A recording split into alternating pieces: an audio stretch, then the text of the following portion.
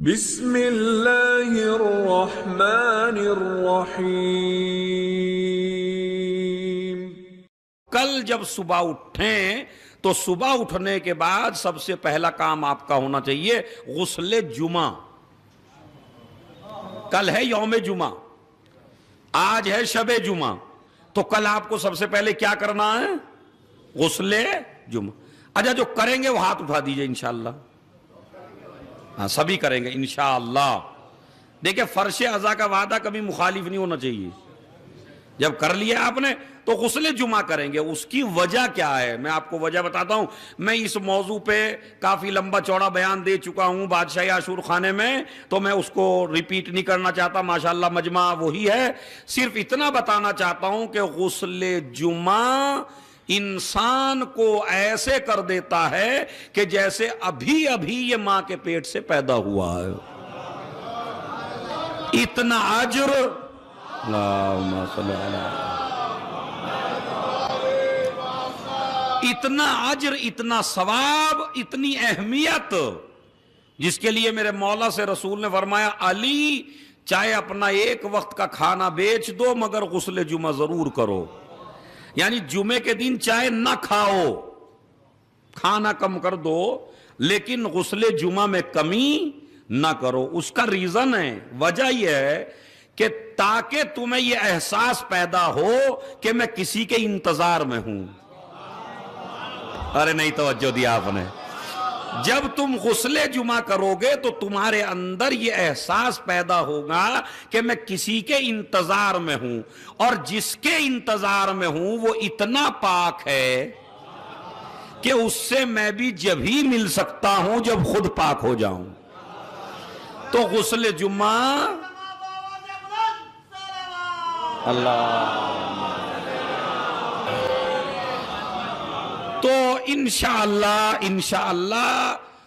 میں پھر کہتا ہوں کہ ساری غلطیاں ہم ممبر پہ آنے والوں کی ہیں، میرے جوان بھائیوں کی اور میرے بزرگوں کی کوئی غلطی نہیں ہے۔ ان کو تو جیسا ممبر سے بتایا جاتا ہے یہ ایسا ہی عمل کرنے کی کوشش کرتے ہیں، لیکن جب بتایا ہی نہ جائے تو مصیبت تو یہاں ہے کہ بتایا ہی نہیں جاتا۔ اگر اس مجمع میں سے جتنا مجمع بیٹھا ہے، اگر آپ میں سے 3 نے بھی کر لیا، 4 نے بھی کر لیا، 5 نے بھی کر لیا، تو کم سے کم فہرست آل محمد میں 5 تو داخل ہوئے۔ ہمیں یہ نہیں سوچنا چاہیے بات کہتے ہوئے پورا مجمع کرے گا یا نہیں کرے گا، ہمیں یہ سوچنا چاہیے کہ ایک بھی بنے مگر صحیح بننا چاہیے۔ اب میں آپ کی خدمت میں پیش کر رہا ہوں، اے علی ایک وقت کا کھانا بیچ دینا مگر غسل جمعہ ضرور کرنا۔ اور غسل جمعہ کا طریقہ کیا ہے؟ کوئی الگ طریقہ نہیں ہے، کوئی الگ سے طریقہ نہیں ہے۔ شریعت اسلامیہ، مذہب اسلام بڑا آسان مذہب ہے، اس کو بھاری بنایا ہم مسلمانوں نے، ورنہ اسلام بہت سمپل ہے۔ اس غسل کی ضرورت آپ کو ہر جگہ پڑتی ہے۔ جب کسی میت کو مس کر دے تب بھی آپ کو غسل کی ضرورت پڑتی ہے۔ اسی طرح جب آپ کسی خاص دن، عید کے دن میں ہوں، مثلا عید غدیر، تو اس میں بھی آپ کو غسل کی ضرورت پڑتی ہے۔ جب آپ 17 ربیع الاول کے اندر ہوں تو اس میں بھی غسل کی ضرورت پڑتی ہے۔ جب آپ 13 رجب گزار رہے ہوں تو اس میں بھی غسل کی ضرورت پڑتی ہے۔ جب آپ 4 شعبان میں ہوں تو اور 3 شعبان میں تب بھی غسل کی ضرورت پڑتی ہے۔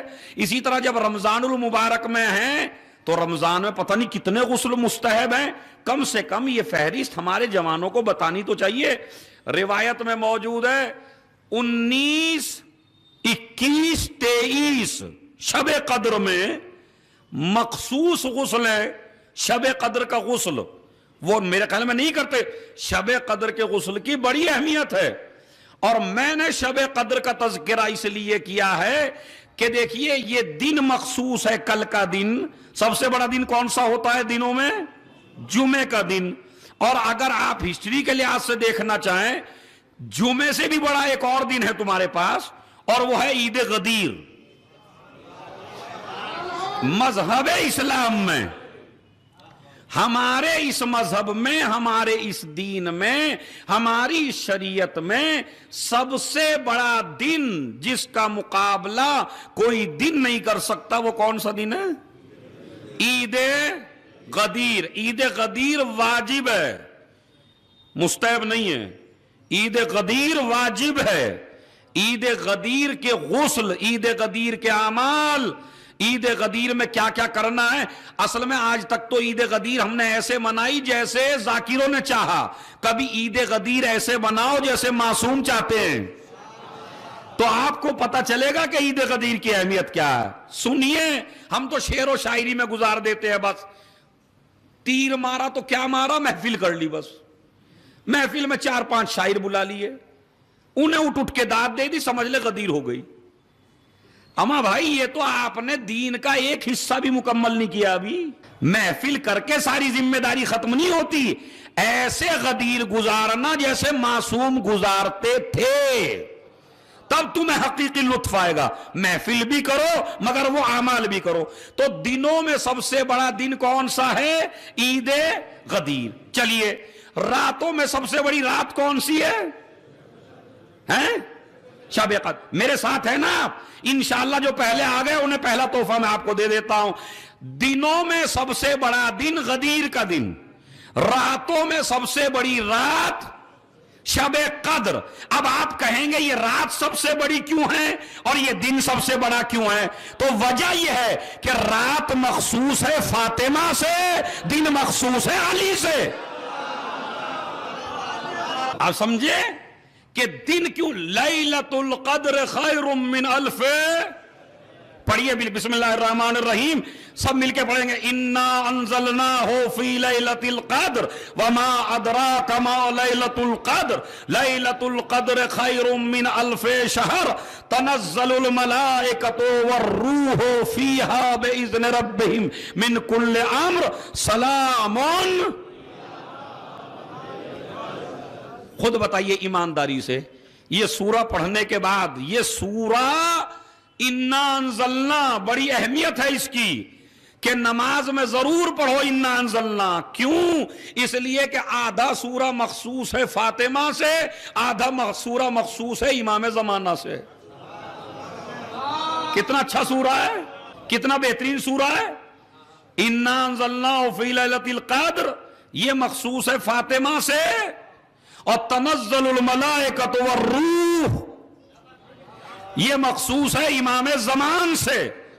اب مولوی صاحب، ملا صاحب، مفتی صاحب، ہمارے مذہب کے یا دوسرے مذہب کے، ہم اس سورے پہ کوئی بحث نہیں کرنا چاہتے، مگر اتنی بحث کرنا چاہتے ہیں کہ دنیا میں قیامت تک جتنے بھی گھر ہوں گے ان کا فیض ایک زمانے کے لیے ہوتا ہے، دوسرے زمانے کے لیے نہیں ہوتا۔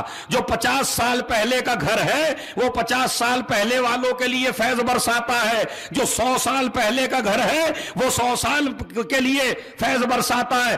پوری کائنات میں فاطمہ کا گھر وہ ہے کہ ابتدا سے لے کے قیامت تک مستقل فیض برساتا ہے۔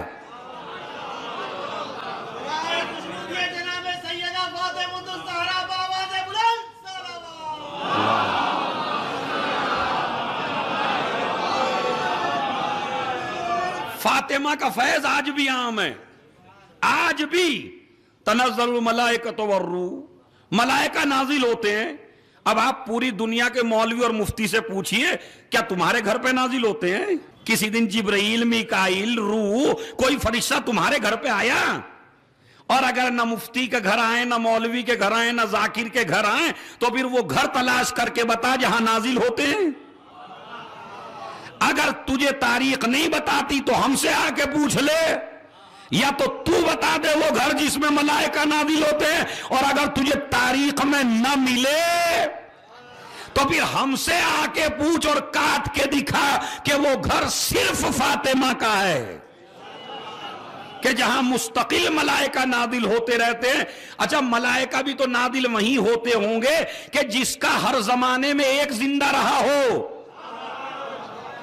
فاطمہ کے گھر کا آج بھی ایک فرد زندہ ہے یا نہیں زندہ؟ ہاں، تو اس میں ڈرنے کی ضرورت نہیں ہے۔ ہمیں یہ فخر ہے کہ ہمارا امام، اور اسی لیے ہم دنیا کی ہر طاقت کو چیلنج کر کے کہتے ہیں میاں تم اس قوم کو کیا مٹاؤ گے، یہ بے وارث قوم نہیں ہے۔ خدا کی قسم یہ نورانی مجلس ہے، یہ واقعا نورانی مجلس ہے، سمجھیے آپ۔ اس لیے کہ بیت زہرا میں ہیں، یعنی بیت القائم یعنی بیت فاطمہ، یعنی زہرا کا گھر، اور دنیا نے ایک گھر کو آگ لگائی۔ میں آج آپ کے حوصلے بلند کرنا چاہتا ہوں کہ اگر ہم پہ ظلم ہو رہا ہے تو ہمیں ڈرنے کی اس لیے ضرورت نہیں ہے کہ ظالم نے ہمارے ایک گھر میں آگ لگائی تھی تو آج چاہنے والوں نے زہرا کے کروڑوں گھر بنا دیے، بنے نہیں بنا، اب لگا آگ کس کس دروازے میں لگائے گا، سمجھ رہے؟ یہ بیت فاطمہ ہے، دروازہ فاطمہ ہے۔ اب سنیے میرا موضوع یہاں سے، تو ہمیں کل انشاءاللہ کیا کرنا ہے؟ غسل جمعہ کرنا ہے، اور غسل جمعہ کی نیت آپ کیسے کریں گے؟ غسل جمعہ کرتا ہوں سنت قربتاً۔ اگر آپ نجیس ہیں تو پہلے نجاست کو صاف کر لیجئے، چکنائی صاف کر لیجئے، کوئی پٹی ہاتھ پہ نہ بندھی ہو، کوئی چیز ایسی نہ ہو جہاں غسل کا پانی نہ پہنچ سکے۔ سب سے پہلے نیت کر کے سر اور گردن دھوئیے۔ کیا کریں گے؟ سر اور گردن، اوپر سے نیچے کی طرف کو، کوئی جگہ ایسی نہ رہے جہاں پانی نہ پہنچے۔ سر اور گردن دھونے کے بعد دہنا حصہ کمپلیٹ، دہنا حصہ کمپلیٹ، یہاں سے لے کے پیر کے سرے تک، آگے سے بھی پیچھے سے بھی کوئی جگہ ایسی نہ ہو جہاں پانی نہ پہنچے۔ دہنے حصے کے بعد کمپلیٹ بایاں حصہ بھی ایسے ہی دھوئیے۔ اگر آپ ٹنکی پہ غسل کر رہے ہو، جیسے کہ آپ غسل کرتے ہیں غسل خانے میں، حمام میں، تو آپ کیا کریں؟ پہلے نیت کریں، نیت کرنے کے بعد سر و گردن دھو لیں۔ سر و گردن دھونے کے بعد تھوڑا سا الگ ہو جائیں اس فوارے سے، سیکنڈ الگ ہوئے، اس کے بعد دہنا حصہ آگے کر دیا۔ دہنا حصہ جب کمپلیٹ دھل گیا، پھر تھوڑا سا پھر ہٹے، پھر بایاں حصہ دھل گیا۔ اس لیے کہ یہ قسطوں میں ہے نا، 3 حصوں میں ہے غسل، اور جو میں نے غسل جمعہ کا طریقہ بتایا وہی غسل واجب کا طریقہ ہے۔ بات سمجھ رہے ہیں؟ اس لیے کہ آج کل دولہا شادی کرنے کے لیے جلدی تیار ہوتا ہے، لیکن اسے یہ نہیں پتا مجھے غسل کیسے کرنا۔ پوری زندگی گزر جاتی ہے دولہے راجا کی، مگر اسے غسل نہیں آتا۔ اب آپ یہ بتائیے، میں اس لیے ہو سکتا ہے کل ہی آواز اٹھے حیدرآباد میں، اما قبلہ مجلس پڑھ رہے ہیں یا فقہ پڑھ رہے ہیں، مجھے پتا ہے، لیکن ان کا اللہ نے مجھے علاج کر کے بھیجا ایسے لوگوں کا، میں بھی پکا علاج ہوں ان لوگوں کا۔ مجھے آپ اما یہ فضائل کا ممبر ہے بھائی، یہ مسئلوں کا ممبر تھوڑا ہی ہے، یہی تو اعتراض کریں گے صبح کو انشاءاللہ کہ یہ مسئلوں کا ممبر تھوڑا ہی ہے، مسئلے بیان ہو رہے، غسل کے طریقے بیان ہو رہے۔ ارے بھائی یہ بیان کریے مسجد میں جا کے۔ ایسے پاگلوں کو میں جواب ایسے دیتا ہوں کہ مسجد نبوی میں مجھے 2 ممبر دکھا، میں بھی کل ہی سے مسئلے بیان کرنا بند کر دوں گا ممبر سے۔ مجھے بتا مسجد نبوی میں 2 ممبر تھے کیا؟ ایک فضائل کے لیے تھا، ایک مسائل کے لیے تھا۔ کہا نہیں جناب ایسے نہیں تھا۔ میں نے کہا کیسے تھا؟ کہا ایک ہی ممبر تھا۔ تو اس کا مطلب ہے سنت پیغمبر یہ ہے فضائل بھی اسی ممبر سے ہو، مسائل بھی اسی ممبر سے ہو۔ یہ میری دلیل کاٹیے آپ، لیکن میری اور آپ کی کوئی دشمنی نہیں ہے نا، آپ دلیل کاٹیے نا۔ یہ مذہب شیعت میں پتہ نہیں کہاں سے بچھو گھس گئے آ کے اور الٹا سیدھا بولتے ہیں، اور ممبر پہ صرف فضائل کی جگہ ہے بھائی۔ تو یہ جو آپ دین مانتے ہیں، یہ جو مسئلے ہیں، یہ بنی امیہ کے ہیں بھائی۔ یہ جو مسئلے ہیں، غسل کا مسئلہ، وضو کا مسئلہ، تیمم کا مسئلہ، کسی کے تجارت کا مسئلہ، یہ سارے مسئلے کس کے ہیں؟ یہ اہل بیت اطہار کی حدیثوں ہی میں تو ہے۔ اچھا اسے تو خود بھی کچھ نہیں کہنا چاہیے جو مانتا ہی حدیثوں کو ہو، جس کا مذہب ہی حدیث کو ماننا ہو اسے تو کوئی ایسی بات کہنی نہیں چاہیے۔ اس لیے کہ غسل کا طریقہ وہ امام کا بتایا ہوا، تیمم کا طریقہ وہ امام کا بتایا ہوا، سارے طریقے کس نے بتائے؟ امام علیہ السلام نے. تو بھائی اگر امام کی بات امام کے منبر پہ ہم نہیں بتائیں گے, یہ اصل میں دین سے دور کرنے کی باتیں ہیں. آپ کو مسجد میں بتائیے, مسجد میں جا کے, ایسا جیسے وہی مسجد کوئی بیچاری عجیب سی جگہ ہے, چھوٹی سی, کم عظمت والی, امام باڑہ بہت زیادہ عظمت والا ہے. ارے بھائی ان دونوں گھروں کو الگ نہ کرو, اور اس مسلمان سے حیدرآبادیوں تم بچ کے رہو, اس شیعہ اور اس مسلمان سے جو مسجد اور امام باڑے کو الگ کر دے, جو مسجد اور امام باڑے میں فرق ڈال دے. اس شیعہ سے بچ کے رہنا, اس انسان سے بچ کے رہنا, اس مسلمان سے بچ کے رہنا. اس لیے کہ جو آدمی مولا اور اللہ میں اتحاد نہ رہنے دے,